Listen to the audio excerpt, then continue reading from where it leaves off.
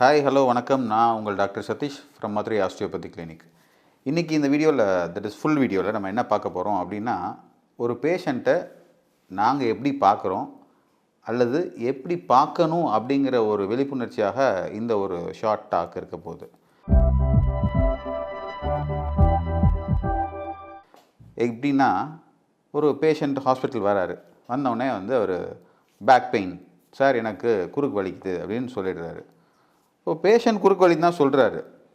ஆனால் பேஷண்ட்டுக்கு குறுக்கு வலி மட்டும்தான் பிரச்சனையா அப்படிங்கிறத இங்கே யாருமே கேட்க தவறிடுறாங்க. ஒரு உதாரணத்துக்கு, ஒரு வீட்டில் திருடு நடக்குதுன்னு வச்சுக்கோங்களேன். அப்போது போலீஸ் ஸ்டேஷன்லேருந்து ஒருத்தர் ஆஃபீஸர் வருவார். சொல்லுங்கள், என்னெல்லாம் காணா போச்சு அப்படின்னு. என்ன காணா போச்சு அப்படின்னு கேட்பார். ஐயா, எங்கள் வீட்டில் ஒரு 50 பவுன் நகை காணோம் அப்படின்னு சொல்லிட்டாங்கன்னா, ஓகே 50 பவுன் மட்டும்தான் காணோம் அப்படின்ட்டு எழுதிட்டு போக மாட்டாங்க. வேறு என்ன அப்படின்னு கேட்பாங்க. அப்போ சொல்லுவாங்க, ஏன்னா கேஷ் கம்மியாக தான் வச்சுருப்போம் வீட்டில், ஸோ ஒரு 10,000 பணம். ஓகே, அதை செகண்டரியாக தான் சொல்லுவாங்க, அதுவும் கேட்டால் தான் சொல்லுவாங்க. ஏன்னா 50 பவுன் நகையோடைய விலை மதிப்பு ஜாஸ்தி. ஓகே, வேறு என்ன அப்படின்னா, எங்கள் வீட்டில் இருக்க 2-3 வெள்ளி கிணத்தை தூக்கிட்டு போயிட்டாங்க. ஓகே, வேறு என்ன, எங்கள் வீட்டில் இருக்க டேப் ரெக்கார்டரை தூக்கிட்டு போயிட்டாங்க. இது சின்ன பொருள்லாம் வேல்யூ பண்ணவே மாட்டாங்க. அதே மாதிரி தான் பேஷண்ட் பார்த்திங்கன்னா, பேக் பெயின் அப்படின்னு மட்டும் தான் சொல்லிட்டு வருவாங்க. இருங்க, okay, back pain is not your only problem. வேறெல்லாம் என்ன இருக்குது, it's one of your problem. அதாவது குறுக்கு வலி மட்டும் உங்கள் பிரச்சனை கிடையாது, இது உங்களுடைய பெரும் பிரச்சனை. சின்ன பிரச்சனைலாம் சொல்லுங்கள் அப்படின்னு சொல்லிட்டு எல்லோரும் கேட்க தவறிடுறாங்க. பட் மதுரை ஆஸ்டியோபதி கிளினிக்கில் அப்படி கிடையாது, மெடிக்கல் சிஸ்டமும் அப்படி கிடையாது. அப்படி கேட்கணும், அப்படி தான் ப்ராப்பராக சொல்லி கொடுத்துருக்காங்க. சரியா? ஆன் எக்ஸாமினேஷனுங்கிற மாதிரி வேர்பலாக பேஷண்ட் என்ன சொல்கிறாங்கிற மாதிரி நாமளும் எக்ஸாமினேஷன் பண்ணி கண்டுபிடிக்கணும். பேஷண்ட்டுக்கிட்டையும் கொஞ்சம் பேச விடணும். சரியா? They will be a good historian. தெளிவாக சொல்லுவாங்க, சார் பேக் பெயின் இருக்குது, அதோடு சேர்த்து எனக்கு ஒரு 6 மந்த்ஸ்க்கு முன்னாடி கான்ஸ்டிபேஷன்லாம் இருந்தது அப்படின்னு சொல்லுவாங்க. சரி, அதை விட வேறு என்ன பிரச்சனை இருக்குது அப்படின்னா, எனக்கு ஸ்னீஸ் பண்ணால் கொஞ்சம் யூரின் போயிடும், யூரின் இன்கண்டன்ஸ் இருக்குது அப்படின்னு சொல்லிட்டு சின்ன சின்ன பிரச்சனைனா அவ்வளோ சீக்கிரம் சொல்ல மாட்டாங்க.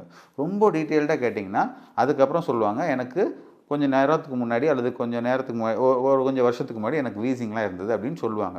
ஸோ இப்போ இதெல்லாம் இன்டெகிரேட் பண்ணி பார்க்கணும். வெறும் பேக் பெயினை மட்டும் போய் நம்ம ட்ரீட் பண்ணால் சரி பண்ண முடியாது. இது இன்னும் புரிகிற மாதிரி உங்களுக்கு எப்படி சொல்லணும் அப்படின்னு பார்த்தீங்கன்னா, அதாவது 2000 வருஷத்துக்கு அதாவது 2000க்கு முன்னாடி வழக்கமாக ஒரு பேய் படத்தை எடுத்துப்போமே, ஒரு த்ரில்லர் மூவி. அந்த உதாரணத்துக்கு 13ஆம் நம்பர் வீடு, ராசாத்தி வரும் நாள், மை டியர் லிசா, அதெல்லாம் பார்த்தீங்கன்னா ஒரு உடம்பு, ஒரு ஹீரோயின் இருப்பாங்க, ஒரு பேய் இருக்கும். அதை ஃபைனலாக கிளைமேக்ஸில் அந்த ஒரு பேயை பிடிச்சி வெளியில் போட்டுருவாங்க. ஆனால் இன்றைக்கி ரீசெண்ட் டேஸில் பார்த்தீங்கன்னா, லாரன்ஸ் சார் ஒரு படம் இருக்கிறார் இல்லையா, ஒரு உடம்பு 4 பேய் 5 பேய், காஞ்சனா 2, 3 உள்ளே பூத்தி வர்றாங்க இல்லையா.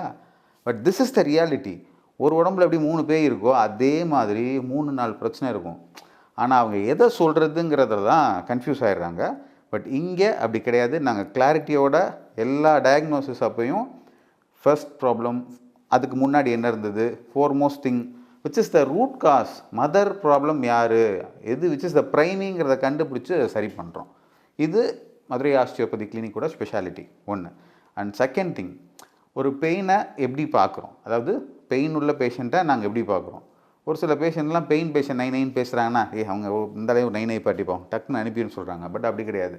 நம்ம கிளினிக் ஸ்பெசிஃபிக்காக பெயினுக்காகவே டெவலப் ஆன கிளினிக். ஸோ நாங்கள் இருக்கோம், அவங்கள புரிஞ்சுக்கிறோம். அதாவது பெயின் ஒரு பேஷண்ட் இருந்தாங்கன்னா அவங்கள நல்லா பொறுமையாக உட்கார வச்சு ½ அன் ஹவர் 1 ஹவர் உட்கார வச்சு ஹிஸ்ட்ரி கலெக்ட் பண்ணி அந்த லெவலில் பண்ணுறனால மட்டுமே மதுரை ஆஸ்டியோபதி கிளினிக்கில் இவ்வளோ சக்ஸஸும் மேஜிக்கும் நடந்துகிட்ருக்கு. அதாவது பேஷண்ட்டுக்கிட்ட பெயினை கிளியராக கேட்டு அவங்க எங்கேருந்து இந்த பிரச்சனை ஆரம்பிச்சிச்சுங்கிறத டீட்டெயில்டாக யோசித்து அனலைஸ் பண்ணி ட்ரீட் பண்ணுறோம். இதெல்லாம் ஒரு பக்கம் இருந்தாலும் இங்கே வர்ற சக்ஸஸ் ரேட்டுக்கான ரீசன் என்ன அப்படின்னு கேட்டிங்கன்னா, இப்போ பேஷண்ட் வர்றாங்க, நல்லா யோசிச்சு பாருங்கள். யாருமே டே 1 என்னோடய கிளினிக் வரமாட்டாங்க. இங்கே வர்றப்பவே நிறையா கிளினிக் போயிட்டு வர்றாங்க, அது வேறு, வெளியூர்லேருந்துலாம் வராங்க, அது பிரச்சனையே கிடையாது. பட் பொதுவாக ஒரு பேஷண்ட் மதுரையிலே இருக்காருன்னா டே 1 எங்கிட்ட இல்லை எந்த கிளினிக்கும் போக மாட்டார். ஏன்னா இப்போ ஒரு ஃபீவர் வருது, தாங்க முடியாது, சரியாக சமாளிக்கவே முடியாது, உடனே டே 1 டே 2 ஹாஸ்பிட்டல் போயிடுவாங்க. ஆனால் பெயினை பொறுத்த வரைக்கும் இட்ஸ் பியரபிள். இப்போ கீழே விழுந்து எலும்பு உடஞ்சி ட்ராமா ஆச்சுன்னா இமீடியட்டாக ஃபிக்ஸ் பண்ணோம். தே டெஃபினெட்லி நீட் ஆர்த்தோபெடிக் சர்ஜன். போவாங்க, பிளேட்டிங் பண்ணுறாங்க, ஓகே தட்ஸ் ஃபைன். பட் பெயினை பொறுத்த வரைக்கும் போக மாட்டாங்க. ஏன்னா இன்றைக்கி உள்ள எக்கனாமிக் க்ரைசிஸில் கண்டிப்பாக வேலை பார்த்தே ஆகணும், போக முடியாது. ஒரு ஹோம் மேக்கராக இருந்தால் ஈவன் சொல்லவே மாட்டாங்க. என்னோடய பழைய வீடியோஸில் வந்து ஃபீமேல் ட்ரீட் பண்ணுறது எவ்வளோ கஷ்டம்லாம் சொல்லியிருக்கேன் இல்லையா? அது மாதிரி வலிச்சவுடனே யாரும் வரமாட்டாங்க. வலி வந்தால் கூட ஓல்டினே ஸ்ப்ரே அடிப்பாங்க, வீட்டிலே ஏதாவது கை வைத்தியம் பண்ணுவாங்க, ஒத்தரம் வைப்பாங்க, எல்லாம் பண்ணிடுவாங்க. ஆனால் இப்போ பிரச்சனை என்னென்னா, அவங்க ஹாஸ்பிட்டல் வந்தவொடனே அதை தான் அவங்களும் சொல்கிறாங்க. வலி ஒருத்தரை வச்சு விடுங்க, எக்ஸசைஸ் பண்ணுங்க. அதெல்லாம் அவங்க ஆல்ரெடி பண்ணிட்டாங்களே. ஸோ நீங்கள் எல்லாம் ட்ரை பண்ணிட்டு வந்திருக்கீங்க.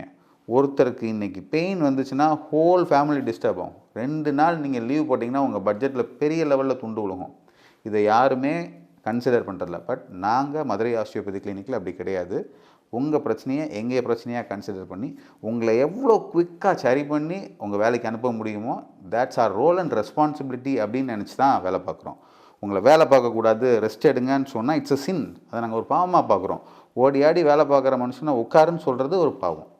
ஸோ நீங்கள் வலின்னு வர்றீங்க, உங்களை சட்டுன்னு எவ்வளோ சீக்கிரம் சரி பண்ணி நீங்கள் பார்த்த அதே வேலையை சரி பண்ணி செய்ய வைக்கிறோமோ, அதுதான் எங்களுடைய ஃபுல் இன்டென்ஷன் ஜாபாக இருக்கும். அதனால தான் மதுரை ஆஸ்டியோபதி கிளினிக்கில் மற்ற எல்லாரும் கொடுக்க முடியாத ரிசல்ட்ஸை கொடுக்க முடியுது. இவ்வளோ பேர் வலின்னு வந்தாலும் இன்ஸ்டண்ட்டாக டே 1 ரிசல்ட் கொடுக்க முடியும். அந்த இன்டென்ஷன், இந்த எண்ணத்தின் வழியே நாங்கள் செயல்படுகிறோம். அதை தான் இந்த வீடியோவில் நான் சொல்ல விரும்புகிறேன். மீண்டும் ஒரு நல்ல வீடியோவில் சந்திப்போம். Myself doctor Sathish from Madurai osteopathy clinic, signing of.